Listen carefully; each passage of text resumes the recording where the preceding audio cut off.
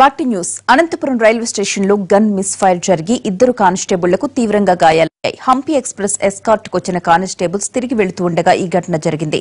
తుపాకీ పొరపాటున పేలిపోవడంతో కానిస్టేబుల్ రామచంద్రప్ప తొడలో నుంచి దూసుకుపోయిన బుల్లెట్ మరో కానిస్టేబుల్ రఫీ కాల్లో చుచ్చుకుపోయింది. ఇద్దరిని కర్నూలు ఆసుపత్రికి తరలించారు.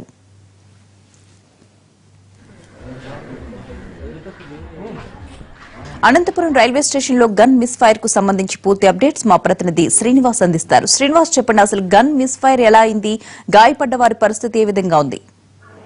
ప్రతిభ, అనంతపురం రైల్వే స్టేషన్ లో గన్ మిస్ ఫైర్ అయింది.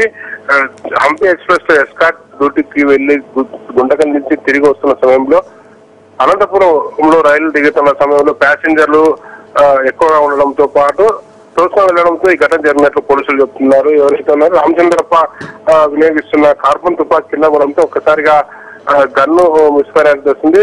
రామచంద్రప్ప తొడలో నుంచి దూసుకెళ్లిన బుల్లెట్ మరో సమీపంలో ఉన్న సయ్యద్ మహమ్మద్ రఫీ తొడలో దూసుకెళ్లి అలాగే ఇరుక్కొని పోయింది. పుట్సాయి వీరిద్దరు తీవ్రంగా గాయపడిన వీరిద్దరిని అనంతపురం ప్రభుత్వ ఆసుపత్రిలో శస్త్రచికిత్స చేసిన అనంతరం కర్నూలు ఆసుపత్రికి తరలించారు. ప్రతిభ. Right. Thank you, Srinivas.